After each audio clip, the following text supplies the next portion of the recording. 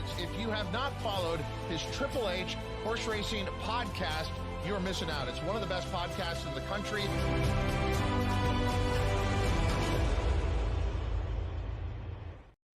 Hello and welcome to the HHH Racing Podcast, episode 41 of Horsin Around.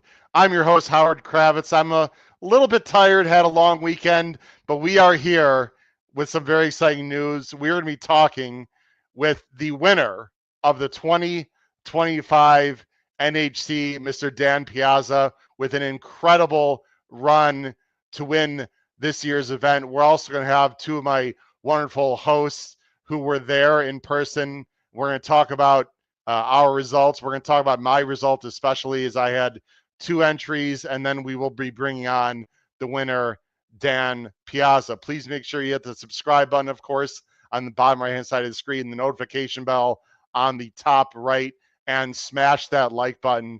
We would greatly appreciate. You can listen to us on Apple Podcasts, Spotify, and Anchor. We have a great tip sheet. Look below the video player. The tip sheet helps a lot of people. In fact, I'm going to put a little spoiler out there. The 2025 NHC champion, Dan Piazza, is a Power Picks tip sheet subscriber. How about that? We all know, of course, that he would not have won without the Power Picks tip sheet. So we thank Dan for his subscription. We got a great website, of course, hhhracingpodcast.com, and we are sponsored by the Adelphi Racing Club, who had a very exciting winner this weekend, of which helped me a little bit as well. Racing manager Matt Cutier. You can see the website on the bottom of the screen. If you are listening to this, just simply email Matt at adelphiracing.com. One word, Matt at adelphiracing.com, or the website is adelphiracing.com. We appreciate their sponsorship.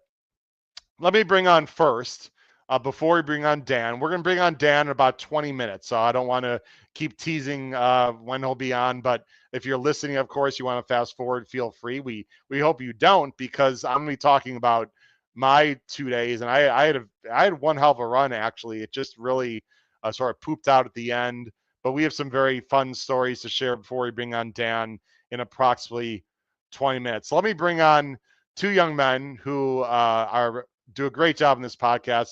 They host our two other shows, Ben and Boozin and Pacific Horse Players. They are both out in Vegas with me, sitting at the same table, and wow, what a table it was. We're going to talk about their experience as well. Let's bring on first the host of Bet and Boozin from originally the Chicago area, now Wisconsin, Kyle Roscoe, and I believe back home in SoCal on spring break, Mr. Noah Maher, the host of Pacific Horse Players. Guys, I know we're all a little bit tired, but how are we doing? Might fall asleep here, but doing good. I mean, had a fun weekend. Is right. You guys, I know what, Kyle, you had a red eye this morning, and Noah, you had a very early morning flight as well, right? 6 something, yeah. 1:01 a.m. Yeah, it was fun. Wow. We are filming this on Monday, the day after the NHC. So, guys, I want, before I get into my plays a little bit, let's see what we got in the comments, because we have a lot of people, in the live chat. We got Ed Burke here. Ed, Howard, and Chris, great effort. I checked in occasionally, saw you guys on the leaderboard. Yes, we had Chris Couples, who was also with us, had a nice run as well. Matt is here and listening. I'm so psyched for this that I thought I had a chance of beating Katie here, one of our great viewers. Hello to Dan, who will be on a little bit. Congratulations to the champ. Let's see here. Also, just shout out to me. Howard took a rough beat to miss the cut. Yeah, I'm going to relive it. It's going to be painful, but I got to be honest with everyone. Played like a pro. Such a tough way to go out. Respect. Thanks, Matt. Really appreciate the comments and, of course, the friendship. Love you. It was, guys, I compare a little bit to Sierra Leone, what happened to me, but we'll talk about it a little bit. Sylvain, boy, what a fun guy he is, from Canada. Second time chance to meet him, guys. I think that's first time, or no, you met him at Saratoga also, no, I believe, right? Yeah. From Canada. Sylvain, what's up, man? Great to see you. Paul Conlon, Jim Pillars, anyway, a lot of people in the chat. Terry Frank, another great guy who was at the table with us. Marco Liu says, well done to me. Thank you very much. Trish Smith. We got a lot of people listening and watching. Greatly appreciate it. Guys, look, before we talk about the plays, can we just give a shout out to everyone who came over to the table and said hello? And Kyle, Absolutely. no, I'm gonna stop yapping, but 2 years ago, when it was my first time, I think Kyle, I think you were there. I believe. Yep, I was there. We had a few people come up, maybe like a handful, come up and say hello. We were the podcast was still relatively young.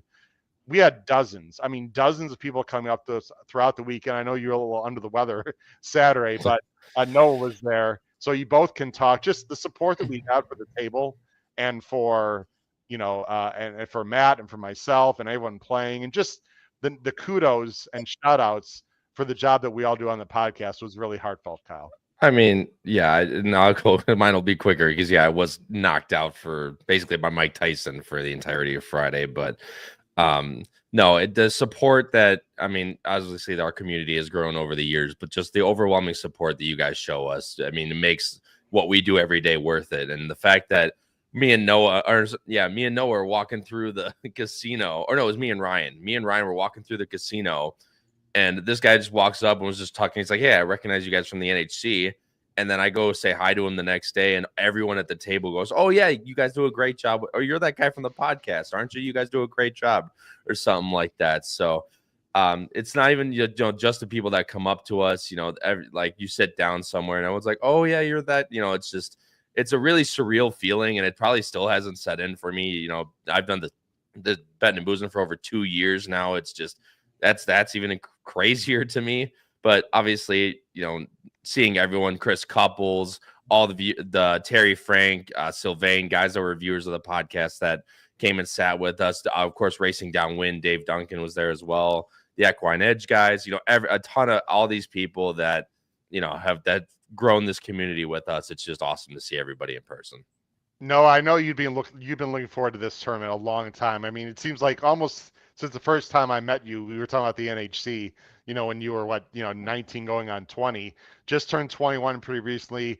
What a surreal experience for you. And I just want to be clear to everyone, Kyle and Noah did not have an entry in the NHC. No, Kyle tried on Thursday and just fell short in the first chance, last chance. No, but it was well worth the experience, obviously. Noah, just talk about being in the room. I know you were on ABR and did a great job on YouTube on Saturday with them. In fact, something came up there from Katie. Noah calling Ryan kid in the stream yesterday, LOL, which is fun, even though Ryan's 4 years older. Noah, can you describe it all for people who've never been there, the experience of the NHC in general?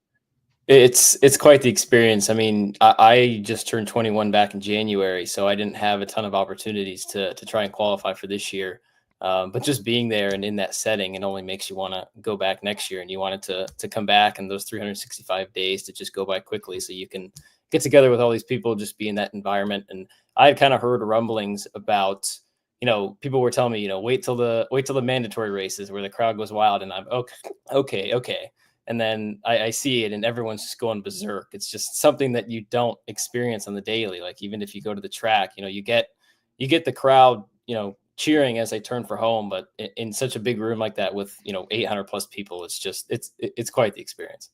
Yeah, it really is cool. And we're going to talk now. You guys sort of played your own mock, tournament, so to speak, just for practice and for fun. I know you guys both did a lot of handicapping to prepare. We'll get Kyle back on in a minute. No, that's okay. But no, I know you did a lot of handicapping, a lot of work for it. Just sort of practice for future NHCs. Before we get into we're going to show my plays, everyone, and my results from the 2 days. And again, if you're waiting for Dan Piazza, Dan will be coming on in approximately 10 or 15 minutes, everyone. So please be patient with that. But no, I know you did a lot of work, as did I, of course, even though you weren't officially in the tournament. But what was the most challenging part about having to handicap literally 8 different tracks, or 7.5 tracks, so to speak, over 2 days, and having to make 36 plays over a 2-day period, some of which you could choose which ones you wanted to do? Yeah, it's a lot. Just the preparation the week before, you get the races out maybe 4 or 5 days in advance. And then I think it was Tuesday they announced the optionals or the mandatories for Friday, and then Wednesday, Saturday. So you kind of do what you can ahead of time. And unfortunately, with the scenario that we had, the Wi-Fi wasn't great. So, you kind of had to rely on what you had kind of prepared for and what you knew. So that in itself was very challenging and very difficult for not just us, but basically everybody in the room. So, it's just it's a good learning experience, trying to handicap races and to make sure that you meet all your mandatories and then play the optionals that you want to, and try to follow the your strategy and try to get to a number where, if you like a horse, you can't get too deterred if the price goes down, and then vice versa. If you got a horse that's, going up in price, you want to make sure you play that to try to separate yourself from others. So it's just a learning experience, especially for me, for someone who is just getting into it. I mean, unbelievable. And you did a nice job, especially towards the end, which we're going to get to. I know you had some frustrating times. Oh, yeah. We're going to talk about it. So what I'm going to do very quickly now, because I know a lot of people are interested, and I did this 2 years ago. I'm going to show my sheet that I kept from the 2 days, and you can comment on. You were literally right next to me for both days, so you saw the highs and lows as well, experienced them with me. And I had 2 entries, ladies and gentlemen. So very quickly, we're going to show a few things here. So the first thing I'm going to show, whoops, is not that. Hold on one second. Sorry about that. I need to present. The first thing we're going to see is my day one picks here. So I had 2 entries. No, again, feel free to comment. This is number 1 entry. Now I do need to describe at the top of the screen. I thought I had 62.80 at the end of the day. I actually only had 54.40. I don't want to get into the details, but basically they had some tote issues, and I thought I had I thought I had a hit on this one. I didn't. I have a lot of regrets, obviously, about the weekend, like we all do. The main thing is I bring this on just to let everyone know the cut line was 175 and some cents. It'll be on the next screen. So you need to get to $175, a little more than that, to make the cut, which is the top 80 over 2 days, and cash for 10,000.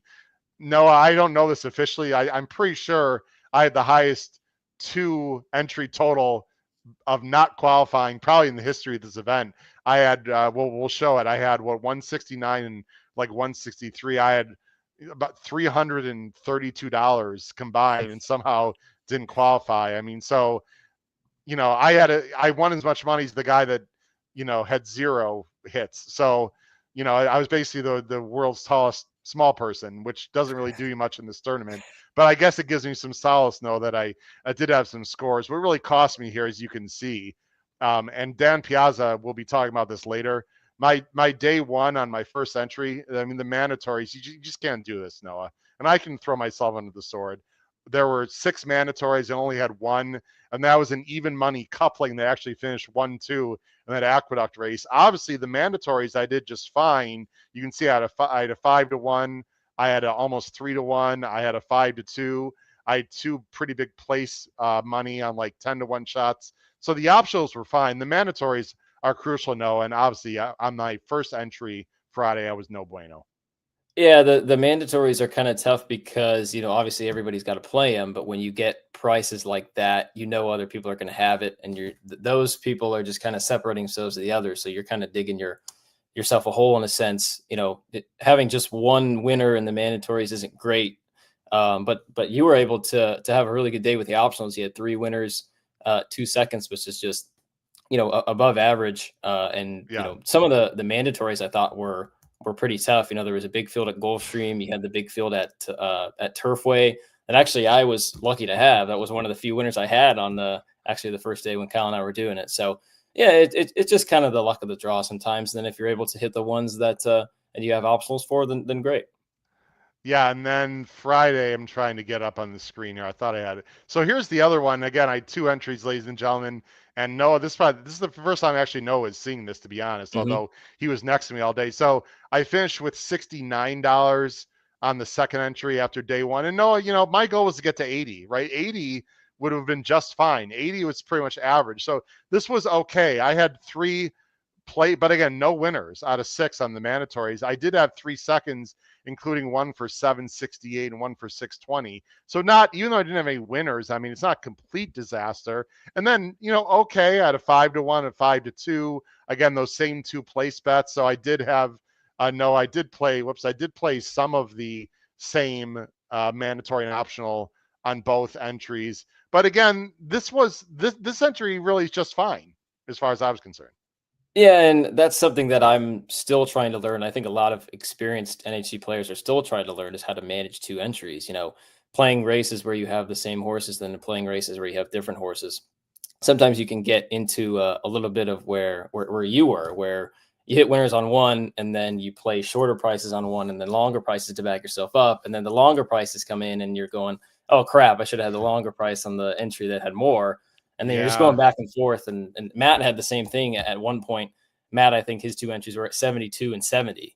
So he was just he put himself in a tough spot, and it's just kind of the luck of the draw. I was, I always have my phone with me, Noah. So you don't have to get in touch with Kyle, but I actually don't have my phone with me right now. But Kyle said, "Sorry, everyone, internet just fell off completely in the whole area, waiting for it to come back." So hopefully we'll get Kyle back. But anyway, if you have to talk to, if he has something to say, Kyle, or no, you might want to let him know that I don't have my phone with me here. But Matt Okay. Miller's, yeah, split ticket hell. It was tricky, Yeah. and that whole, the technical situation, what happened, ladies and gentlemen, for you that weren't there or didn't know about it, is for some reason that the tote system went out for placing bets at Turfway and I think Fairgrounds, and then at a few tracks, and there was a 4-1 that I wanted to play, Noah. That of course won. That I couldn't get my bet in. Now, look, it sucks for me, but I'm sure there are other people nowhere in the same situation. So the last thing you're going to hear from me, ladies and gentlemen, is to make excuses. So, but that was unfortunate. Now let's go on to Saturday. Now, you know this, Noah. I mean, I can be animated, but generally speaking, I'm relatively low keyed. Saturday, oh boy, did the fireworks start? This was on entry number 1. You're see at the top here, Noah, and everyone, as I make this a little bigger. So this is entry 1 that finished with 161.30 for the 2 days. You needed 175.58. So I fell about 14 horses short, and I started blazing. The first mandatory I had at 3-1, and then the first 2 optionals, and I'm going to show this race. I played 3 cappers, Noah, all weekend. 3 horses over 20-1. And I'm going to show the replay of this. I had a heartbreaking second place finish. I did play 14-20, but I almost got another $45, which was huge, would have been huge. And then I had an Aqueduct, the number 5 horse, race 5. Oh yes, Twirling Beauty for Adelphi Racing gave me 11 and 550. No, my first 3 bets I accumulated 30-70, 43-70 in a matter of about 20 minutes. I was riding pretty high, as you know, at that point. Oh no, that's huge. I mean, every time you went to your little spot and we're watching the races that were up on the screen, I turned to my left and they crossed the wire and you're doing either some kind of fist bump or doing coming whatever, giving me a fist bump or a high five or whatever. But it was great because you started the day off so hot, so you put yourself in a great position to get things done. This was a race that I actually didn't see, and I think you had the 6. Correct. Yeah. So down on the inside and was flying late. So this is the first time I'm actually seeing this. Well, I'll back it up a little bit. This was race 3 on Saturday. Again, I handicapped all week to prepare for this. This was one of my plays that I absolutely was going to make, and I did on both entries, by the way, Noah. Both entries with the capper. The 6, this was an allowance, starter allowance 12.5. This 3 was even money. I thought we'd get caught in a speed duel, which sort of did. This 6 right here was my horse at 24-1 on a turn back. And I don't know if you've even seen this. Actually, you haven't seen this, Noah. Matt was actually standing next to me because you guys weren't around at the time. And I'll tell you about I'll freeze it at the moment, right about here, right about there, I could see it was falling apart a little bit. And here comes the 6. And again, if the 6 wins, I'm absolutely cashing for 20 grand as it would have ended up being. I was pretty sure, you'll watch it here, I was pretty sure I did not get there, but it was really damn close. Again, I needed this horse at 24-1 early on the day on Saturday. Oh, just absolutely brutal. That's a little bit after the wire, but I was yelling pretty loudly at that point. That would have been huge. But look, we all got stories, right, Noah? You got a story in the last race that you were trying to sort of qualifying, fantasy wise, that didn't happen. But that one did hurt for me, Noah. Yeah, the instance that you're talking about was actually the last. Well, I guess it goes back to the last 5 races of the day, because I had the one. It was a Baltus horse at Santa Anita in the Kathy and Marissa race. I think it was a graded stakes at Santa Anita, who won at 11-1, and I had struggled all day Saturday before that. And then fast forward to the third to last race, I had an 8-1 at Santa Anita that just missed, just like what you just saw. And then Turfway, the 4 horse that was 12 or 13-1 that just missed. And then in the last race, even to try and qualify, even on my own, even though I wasn't playing it, of course, I had to go with a big shot. So I went with the Sadler first timer who got a great ride. Just wasn't quite good enough, but shit. I mean, those 3 races in itself, I think the margin of a loss was probably half a length. So I'm so glad that wasn't actually part of it, because I think I would have been a little devastated. I don't know if I would have wanted to come back after my first year. Well, Terry Frank said you were a true pro when you were in the top 10%. You handled the last race with professionalism and grace. Much respect to you, Howard. I do appreciate it, Terry, because now we're about to get into the ugly part of the day. But just to finish, again, this is my first entry. The problem is, and by the way, this Colonial Race 9, which I had that was the Virginia Derby, and I had a very strong opinion, Noah, all week. The 3 is the Lucas that won. So I had the winner at 1680. And then on the other entry, as I'm going to show you, I had Render Judgment at second. I wish I played money on the side for that one. That paid $15 to play. So between the Oaklawn race and the Colonial Derby, right after Colonial Derby, I was flying. So middle on Saturday I'd say, no, not middle, about 2/3 into the Saturday card, everyone, with about 7 or 8 races left in the entire tournament, for the cutoff, I was sitting at 38th and 48th, which I thought at that point I was almost for sure to get in. And I wasn't counting, I wasn't counting my chicken, so to speak, but it sure looked good. And then, oh boy, disaster struck. So I lost the last 2 mandatories on entry number 1. And no, I lost my last 3 optionals. And so I lost my last 5 races. Some of them were close, some of them not so much. It just didn't happen for me on entry 1. I'll go into entry 2 real quick. And I didn't want to show email. Didn't want to do that. Here's entry 2. Again, there it is, Noah, heartbreaking, 167.18.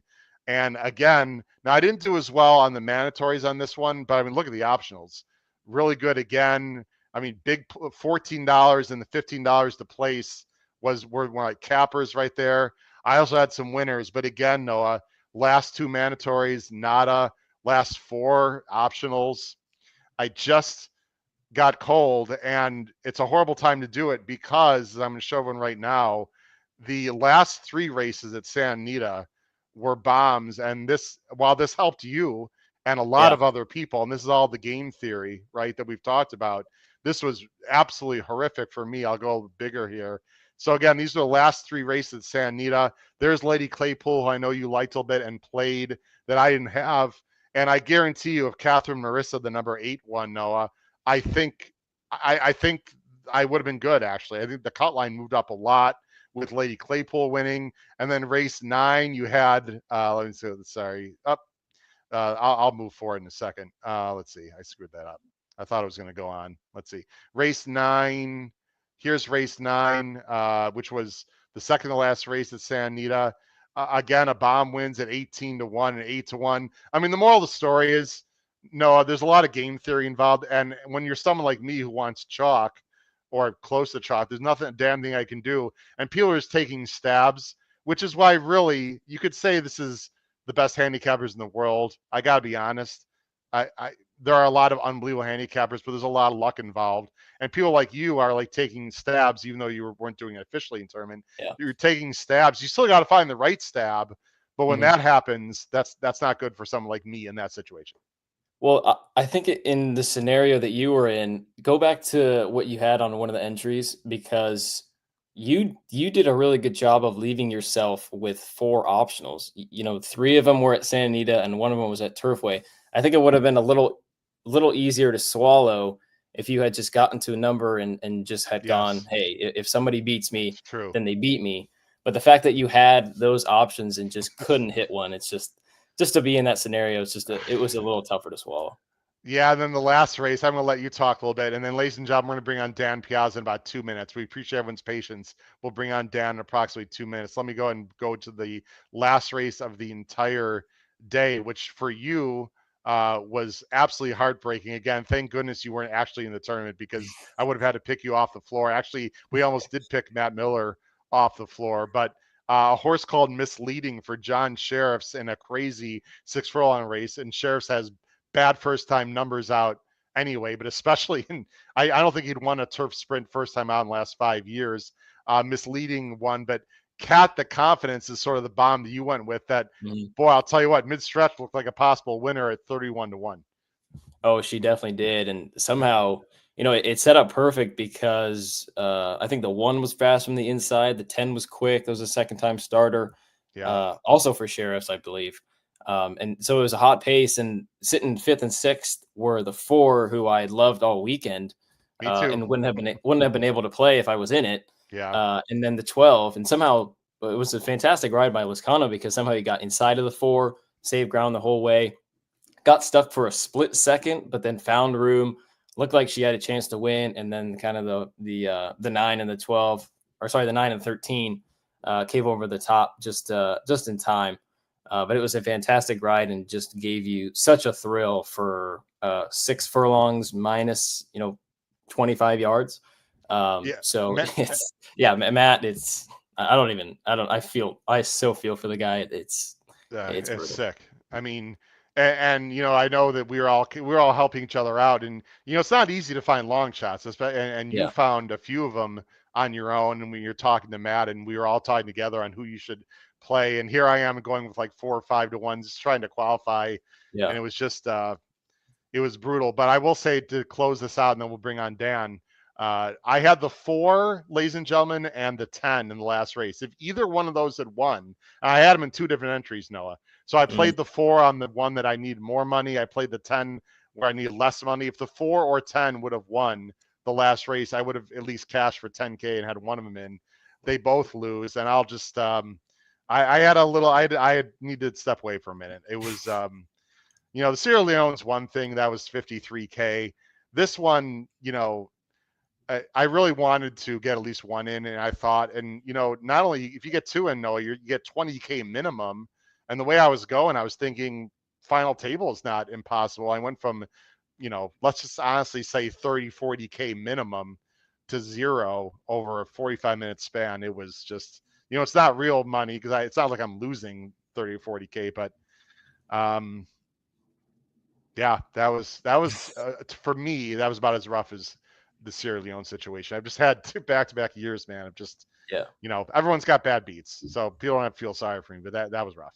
Yeah, there's not really much you can say. I mean, all you're trying to do is put yourself in a scenario to maybe, give yourself a chance on Sunday. As we'll see with Dan, that maybe necessarily wasn't the case this year because he had such a big lead. He was ahead on day 1 and day 2. He was the leader after the Silver Sunday optional races. So, in wire-to-wire fashion, that just makes it even more incredible. And then we're about to hear what he's got to say about that.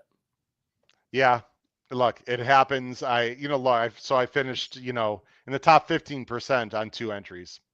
I can live with that. I'll live to fight another day in a month, Noah, right? In a month, my friend. Completely different scenario with a live money contest. But all right, people are here mainly not only to hear you and I just talk, but really they want to hear from Dan Piazza. Now, I want to be clear to everyone. Dan was flying back. He's absolutely exhausted. He was not able to join us live, but he was gracious enough to do a taped interview. So this is going to be a taped interview, ladies and gentlemen. And look, just to have him on Know It All, and his good friend Tony Rollo joins him here. So this is going to be taped. We taped this literally 45 minutes ago. He had some plans, but again, this is one of the first podcasts that he was able to do, and he was able to come on. And he's friends of the podcast. He's also a Power Pick Tip Sheet subscriber, Noah, as well. So there you go. You want to win the NHC? Just follow our Power Pick Tip Sheet. And the last thing I will say, I have to do this, Noah. Not only should you subscribe to our Power Pick Tip Sheet, but we are in a free NCAA bracket contest with prizes and cash involved. And that's information going to come out tomorrow through an email. So you need to subscribe to the HHH Racing podcast. Power Picks tip sheet. Look below the video player. If you do it by, I believe I said Wednesday noon. If you sign up by Wednesday noon, you can be a part of our free NCAA bracket contest. You just fill it out and there's prizes, but it's only for Power Pick tip sheet subscribers. And it is not, Charlie Friedman, are you listening? It is not for employees of the HHH Racing Podcast. Sorry, my friend. I know that's going to piss him off. But that's okay. Noah, let's go ahead and watch this interview. So this interview, again, was taped earlier today. It's about 20 minutes long. And then, Noah, I'd love to just get your quick snapshot reaction right after. Maybe we'll get Kyle back. Maybe we won't. I'm not so sure. Let me make sure I set this up so we make sure we get sound here. Ladies and gentlemen, let's go ahead and see the interview from the 2025 NHC champion, Mr. Dan Piazza, and his good friend, Tony Rollo of Crownsway Racing. Enjoy. We'll be back in 20 minutes. Do not leave after the interview. Thank you. We now welcome to the HHH Racing Podcast, fresh off his unbelievable score in Las Vegas, the 2025 NHC champ, Mr. Dan Piazza, and his good friend from Crownsway Racing, Tony Rollo. Dan, congratulations, my friend. Feeling a little tired today? How you doing? Thank you, Howard. Yeah, I'm feeling a little tired today. It sort of hit me today for sure. I know your phone has been blowing up. First of all, on behalf of the entire podcast, congratulations. We got a chance to know each other through our good friend on the bottom, Tony Rollo of Crownsway Racing. And Tony, before we let Dan explain his turn of success this past weekend, talk a little about your relationship with Dan and how much he means to the Crownsway Racing partnership before this past weekend. So I met Dan probably about the end of 2020, and he came in and immediately became our biggest supporter.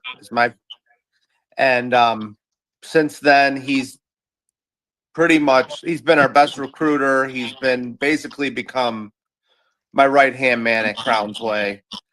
He comes to the sales with me, and we've done really well doing stuff together. So it's just, I remember telling him when he came in, one day you're going to hold the NHC trophy and I'm going to hold the Breeders' Cup trophy. So we got one off the list. Wow. And Tony, have you talked to him about, putting in, $300-400K for that big, that big horse you're going to buy at Fasig-Tipton at Saratoga in August yet? Has that happened yet? I mean, the way they were selling last week at OBS March, we may need it to get one. Dan, before we get again into your NHC, just talk a little about Crownsway Racing first and your relationship with Tony. It's a great partnership.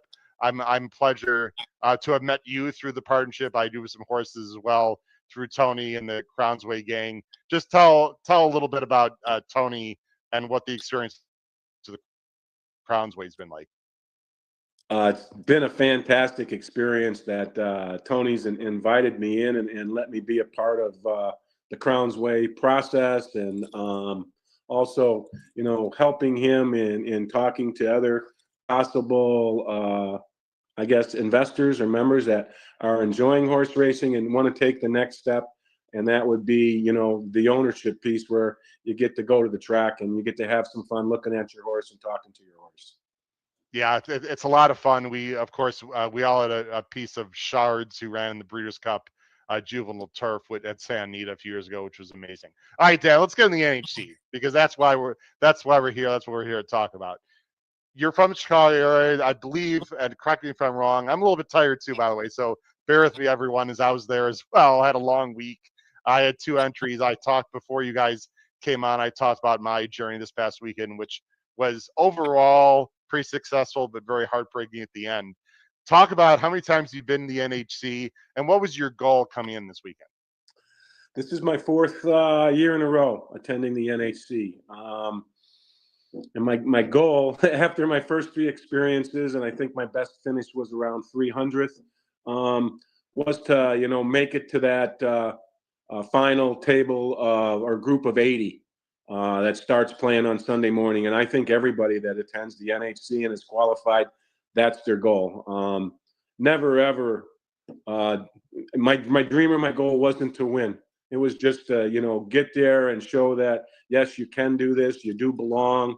and you wanted to make a good showing. And then as we started that process on Friday, and I hit 4 races in a row, and then I was right there sniffing around that leaderboard, and then that's where just had a great Friday. Didn't lose a lot of races, only missed one on that mandatory side on the 2 days of Friday and Saturday. So I think definitely a positive feature or character of my play was just consistency. I mean, we talked earlier in the show. I showed my picks for the 2 days, and the mandatories is what cost me. I only had one hit on the mandatory on Friday. My optionals were actually quite good, so the mandatories obviously are very important. At what point, Dan and Tony, do you starting to feel like, this could happen for me? I think you mentioned earlier that there was a horse at Gulfstream that sort of really got your juices flowing, that you thought maybe this could be my weekend. Yeah, there was a 13-1 horse there at Gulfstream. I believe that horse's name was I can't read that, but Incoming. Yeah, it's Incoming. Incoming. Yeah. Yeah, and when that horse won, that sort of pushed me right to the top there. And I was playing against Alex that day, Alex DeVito on Friday. He and I were the ones going back and forth, neck and neck, and I know that it was all about Kentucky racing that, helped us win that day, because my total outpaced him by 4 cents. I mean, but when we hit that race at Gulfstream, I looked and I was talking with the folks at the table, and I said, this is going to be a good day. Tony, what was the I know you're sitting next to him the whole time, and Dan's an excellent handicapper, obviously, before this weekend. What was the general table strategy in terms of the range of odds that you guys were willing to play? I know, Tony, you had an entry as well. You earned one. I should mention that. You earned one. Congratulations on the first chance, last chance on Thursday. Dan, I believe you had 2 entries going in. Is that correct? Yes, I had 2, and then we bought a couple of more. So what was the general thought, Dan and Tony, in terms of what range of odds you guys wanted to play over the weekend? Around the table, there really wasn't a lot of handicapping going on. I think it was just a lot of us kind of sitting in awe of what Dan was putting together. I mean, I was joking with the table. I'm sitting next to the hottest guy in the room, and every race on the sheet, I'm writing 0, 0, 0. And then I remember at one point, Dan was asking me opinion about a race, and I said, at this point, you're Michael Jordan. Pass the ball to Michael and get out of the way, because you don't want my picks. Dan, what were you, as you got into the lead, did your strategy change at all? Now, we'll talk about the final table in a minute, and we'll talk about Deep Sunday. But Friday into Saturday, when you were starting to build a lead as big as, what, $30, $40, $50, which is insane for this tournament. I mean, you had a big lead relatively early into this tournament, considering there were 800 participants. Did your thought process change at all as your lead expanded? No, I believe that was also a very positive, feature of my play over the weekend, is that Friday gave me the ability that I didn't have to play any different. I felt if I could keep, finding those middle odd horses, and even on the mandatories, I wasn't afraid to bet a favorite. But I knew if it was going to get me a couple of bucks or a couple of cents, I wanted positive money on the mandatory side. So it allowed me to keep playing that way. And my top horse all weekend, I mean, my 2 biggest hits, I believe, was Gulfstream on Friday, 13-1, and Saturday, Santa Anita horse that was 10-1. And that was in the last race, which I talked about earlier before you guys came on, because I had 2 horses in that race. If either one had won, I would have cashed. But unfortunately for me, but fortunately for you, John Sheriff's horse won that last race in a turf sprint. And that was a fantastic get for a lot of people. Were you concerned at all, Dan? Because it crossed my mind, but we were in completely different situations. There were a lot of price horses, Dan and Tony, at the end on Saturday at Turfway in Santa Anita. Being up with that lead, obviously you didn't want to see prices come in. So that was not ideal unless you actually had some of those prices. Correct. I know that on both days, Friday and Saturday, my optionals, I had 2 or 3 races going into the end. I had the last last 2 races at Turfway on both cards, on both of my entries. And that definitely helped us being allowed to play in those races and not being done. And for people that are inexperienced, Tony and Dan, did you guys discuss make sure you saved a bullet, so to speak, for the very last race on Saturday? Of course, you couldn't imagine Yeah. that Dan was going to have a $50 lead or so, but I know I planned that way. In fact, I had a lot of plays late at Santa Anita and Turfway. Unfortunately, it didn't work out for me. But Dan, you're shaking your head. Yes, Tony, either one of you, talk about your strategy, you know, in the middle or even before the day started on Saturday in terms of saving optionals for the very end. Again, on Saturday, I mean, we just looked and I worked the card backwards. And I said, okay, what are the last races? And let's go down to our optional part of our, score sheet here. And let's just put those races in: Turfway 6, Turfway 5. And I think it was the last one at Santa Anita. And then build my optional strategy above those 3. I had the picks already done. So all I had to do is just, drop them in. I didn't really do any handicapping at the table. So we were ready to use those races. And that's an important strategy for the NHC, is having those bullets left on the end each day. Because I did Dan, the do same. you know how many of the 36 races? I don't know if you have your info in front of you, and I didn't prep you on this, so if you don't have an answer, it's okay. People can look it up probably. Of the 36 plays that we had to make combined Friday and Saturday, do you know how many of those 36 you actually had a win or a place horse in those 36? So there were 14 mandatories of the 36, I believe, and I was positive on 13 or 14 there. And I think I probably my optionals both day, I don't remember specifically, but I was about 50-50. Wow. Tony, that's what we call a heater in the gambling world, right? I mean, what was it like sitting next to him? And a good question for you, Tony, is as a good friend of his, I mean, you don't want to get in his way, as you said. I mean, get it to Michael Jordan. But from a pure emotional standpoint, you want to try to stay calm and rational, right? I mean, you don't want to get too excited because you've got a final table to deal with. There was still Sunday morning to deal with. I mean, even after Saturday, there's a hell of a lot of racing still left in this tournament. Yeah, I was kind of just in awe of what he was doing. And I just kind of kept saying in his ear, just keep building, keep doing what you're doing. Don't change anything because you're in front. And, at that point, I had already switched my strategy because I needed to play long shots to get back into it. Yeah. But I didn't want to give him any horse opinions because I didn't want him to be like, oh, that's a good opinion, Tony, and use that horse and then lose because I gave him a bad opinion. So Sure. I just kept saying, I don't know, Dan, how many times this weekend did I say, just go with your gut, keep playing your game? Yeah, as I started to second guess myself, I must have asked you that question. But yeah, that's you were a great friend, and to have at the table to give me that confidence just to believe in myself. Well, you're Crownsway's biggest cheerleader at the track, so I think it was only fitting that I could be your biggest cheerleader at the NHC.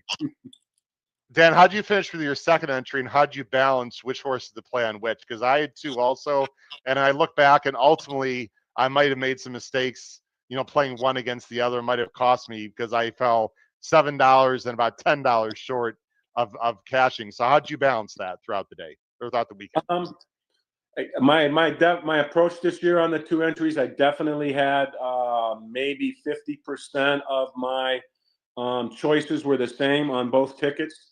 When my number 1 ticket started to when it hit those first 4 races in a row, that's the one I tended to focus on. And I mean, I didn't change my picks on my second entry. I was getting a lot of thirds. I believe I was just out of the money starting on Saturday on that entry, and that Santa Anita race brought that one back and pushed me right into that top 80 with my second entry. Wow. And then the morning round on Sunday got it up there to, I believe I finished with that second entry 27th.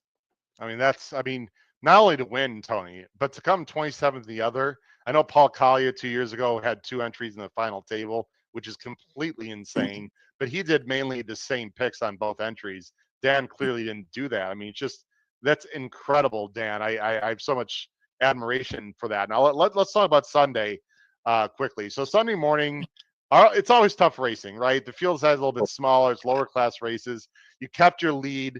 You had a $50-some lead, I believe, going into the final table. And I know, well, we'll bring in Matt Miller, his name in just a second. I should mention very quickly, hats off to Matt Cuterre of Adelphi Racing Club, who's another part job I have, who had a horse called Twirling Beauty, Dan, who you and I talked about, and Tony knew about this horse a little bit also, that did win at 9-2 on Saturday and gave you about, $14, $15. And coincidentally, Dan, you won by about $14 or $15. So you want to say anything to Adelphi Racing and Matt Cuterre, who's the racing manager? Thank you very much. A great horse, and we definitely benefited from that win. And Tony, you had your eyes on that one a little bit at the sale, you said, right? So that horse, if I have something on my short list at the sale, I put it right into my virtual stable. And that one was just, I put it right into my virtual stable after the sale. And then I found out it was Adelphi. And then it's like, I think Howard might have a nice one here. So it looks like got a big future. That was fun. Let's for the last 5 minutes, guys, let's talk about the final table, Dan. You had a big lead. I know you spoke with Matt Miller a little bit as well, who is a great friend of mine. And and resource, absolutely. And I'm sure he gave you some good advice. I know he said this is like the Thunderdome. You got to be ready to go in there and kill it. Interestingly enough, you didn't have a huge final table with the dollars, right? You're only like $4 or $5 total, but it's very much about game strategy at that point, and you did a hell of a lot of blocking. Can you explain to people that are not familiar with the NHC or the format what blocking is and means in that final table especially? Yes, the strategy when you get to that final table is, okay, you're in first, and who is going to be coming after you?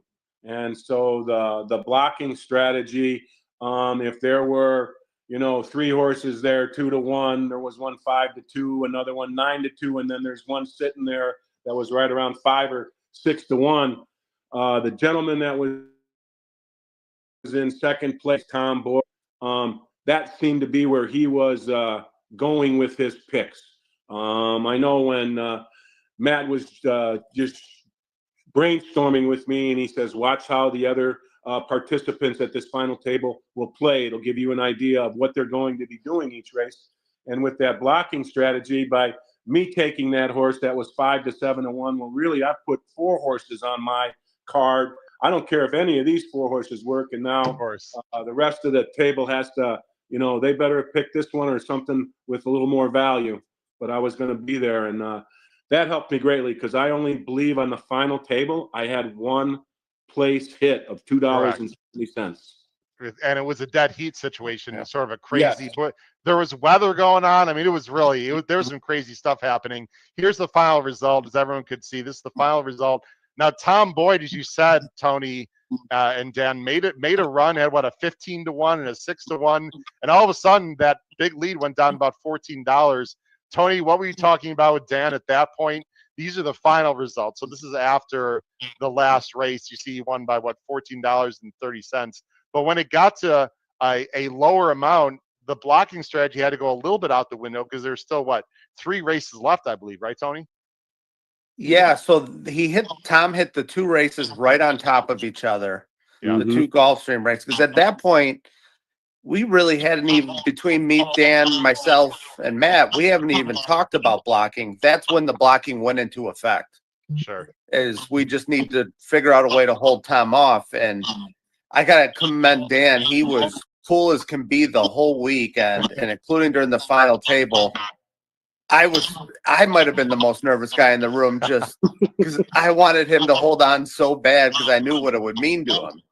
Well, Dan, I was sitting next with Kyle Roscoe, who you know well at our table, who's on the show, joined us earlier. Said Dan is always calm. If you see Dan starting to get excited, something big is going on. Dan, the obvious last question, and again, congratulations on winning the 2025 NHC. What are we going to do with the money, sir? Any thoughts and plans? $825,000. I would love to do lots more with Crown's Way and go to the sales this year, but I know my wife's looking at doing some rehab on the Florida house, so I think some of it's going that way. Okay. Tony, I think you can talk to the missus and maybe convince her a little bit otherwise, right? I mean, he's going to need some write-offs.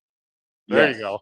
And we just opened our Series H and Series Select B, so couldn't be a better time. Tony, how do people get in touch with Crownsway Racing? Just best way is to email me, Anthony Rollo at Crownsway Racing, or the Twitter handle below. Okay, terrific. At Tony Crownsway. Dan Piazza, the 2025 NHC champ. Thank you very much. I should also mention, and this is important for me to mention, selfishly, you are a Power Picks tip sheet subscriber of the HHH Racing podcast. And my friend, we really do appreciate your patronage, and hopefully you, on a weekly basis, get some picks from there. And we do appreciate your support. We work very hard, and we do give out prices quite a bit on there. So, Dan, we appreciate your subscription to that. Final thoughts for people that are new or interested in the NHC, Dan, for future upcoming years. I definitely would tell them to take the chance and become part of the NHC. It's a fantastic experience. I know if you qualify that first year, it's going to be overwhelming. I know my first year was overwhelming. Anybody's first year is pretty overwhelming, but after that, you look forward to coming back. And once you get here, my whole theme this year for coming in was consistency.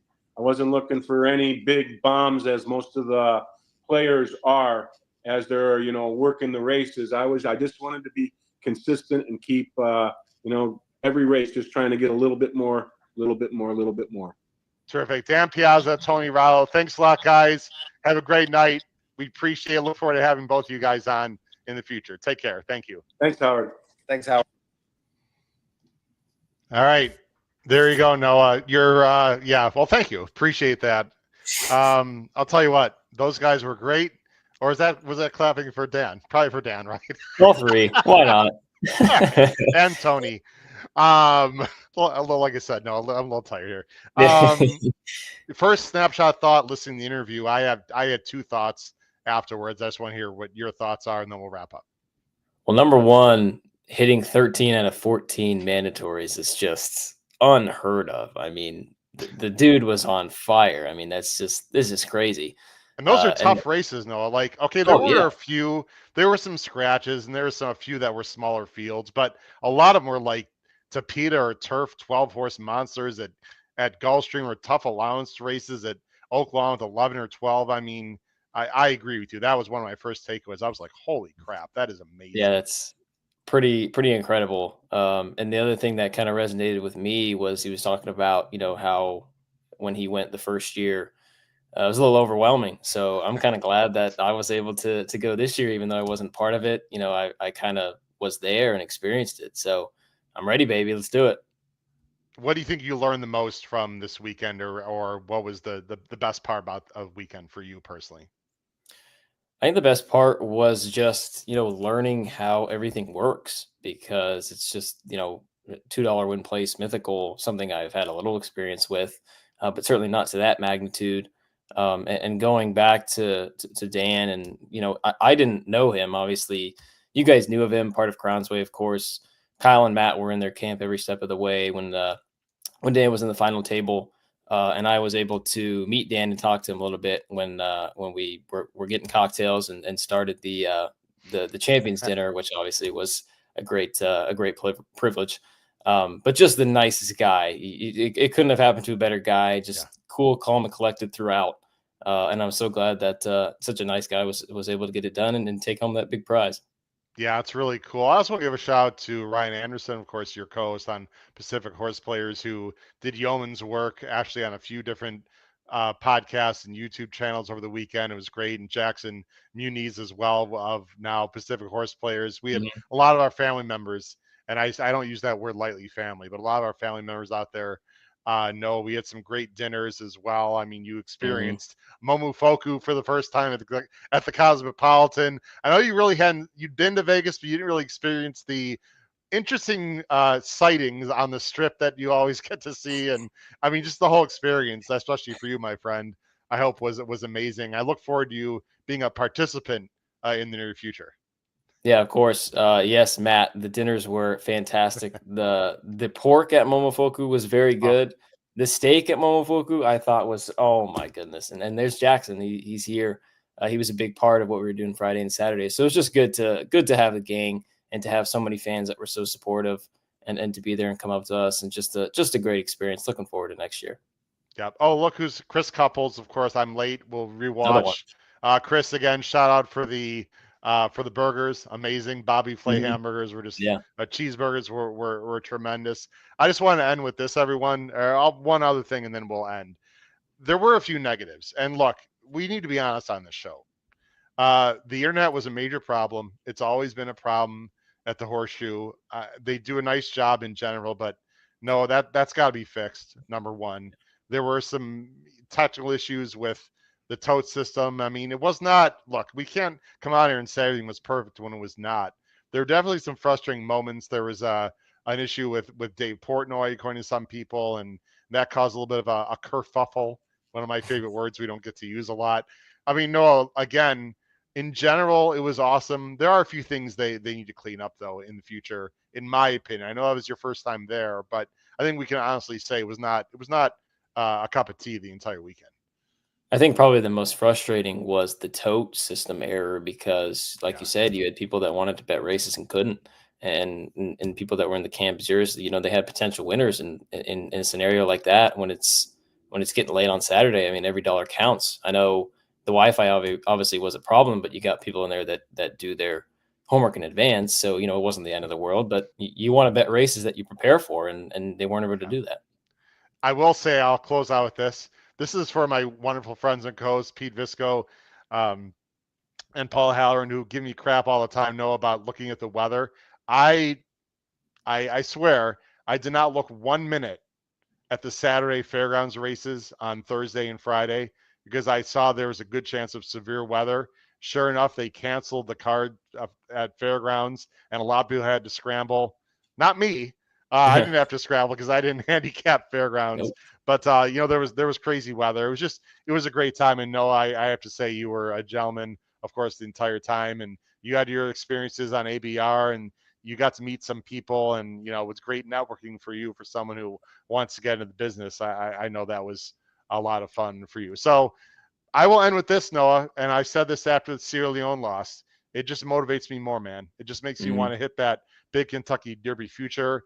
I mean, I consider myself a better cash game, live money player than $2 mythical, because there's a lot of weird things happen in $2 mythicals, and I don't go to the track, and neither do you, betting $2 win in place. I'm not taking away from Dan or anyone, because what he did and what all the other people did is amazing, but it's just not how we bet at the track. And so I'm much more of a live money guy. I think you probably prefer that as well, and we'll have our chance at the grade one gamble, but just going to motivate me more next time, Noah, to try to cash and get to the final table. That's my mindset. Yeah, looking forward to it. Last thing I'll say is I did a little marketing over the weekend, so check out Pacific Horse Players, because we're going to have some guests over the next couple of weeks. So you're going to want to check that out. Tuesdays at 9:30 Eastern. Yeah, Tuesdays. That's breaking news to me. Tuesdays 9:30 Eastern. What you got coming up tomorrow? As we're filming on Monday. What's the plan for Pacific Horse Players tomorrow, Tuesday at 9:30 Eastern? Tomorrow night, 9:30, we've got the Coast to Coast Pick 5, and it looks like we've got a very generous donation that you should most likely bring up from really? Matt McJunkin. Whoa, Matt, are you kidding me? Wow, $100 donation from Matt McJunkin. Appreciate the Power Picks help with the Santa Pick 6 yesterday. By the way, thanks, Matt. That is extremely kind. Again, if you do want to donate, they're called super stickers. They're below on the chat. You can press the $sign and you make a donation. I think Matt hit for like 24 grand yesterday, Noah. So, wow. And let's give a shout out to Pete Visco, who actually did the Power Picks tip sheet this weekend and probably tipped up some good ones for yesterday at San Anita. So Matt, that is very generous of you. Thank you. And thanks Noah for pointing that out. Got a boom from Chris Couples. Yeah. So anyway, the late pick 5 and or coast to coast tomorrow on the show. Coast to coast pick 5 tomorrow. You're gonna do the coast to coast, and that involves races at San Anita and course. Gulfstream. And do you want to any tease? Give us one little tease for a guest in the next few weeks. Well, I did have some conversation with a gentleman named Gino Bicola. Works for DRF. You've been familiar with him because he does a lot of simulcast stuff for the San Anita YouTube. So looking forward to get him on. I know the San Anita Derby is coming up in a couple weeks, so hopefully we can get another big guest for that. So looking forward to it. Cool. Noah does a great job along with Ryan Anderson. All right, ladies and gentlemen, this has been episode 41 of Horsin' Around here on the HHH Racing podcast with my good friend Noah Maher and host of Pacific Horse Players. This has been your very tired but energetic at the same time host, Howard Kravitz. Thanks for joining us tonight on what was an incredible weekend in Las Vegas. And once again, thanks to all of our fans who met us up at Las Vegas. We gave out a lot of merch, and please spread the word continually about the HHH Racing Podcast. Last thing, don't forget Power Pick Tip Sheet. If you're not a subscriber, if you sign up for the next 48 hours or so, as we're filming here on Monday night, you will have the opportunity to be part of our free men's basketball NCAA bracket tournament. Again, for Noah, this has been Howard. Crush your bets all week. And please make sure you check out our shows on YouTube tomorrow, Wednesday, and 2 of them on Thursday. Take care, everyone. Have a great night. Bye-bye.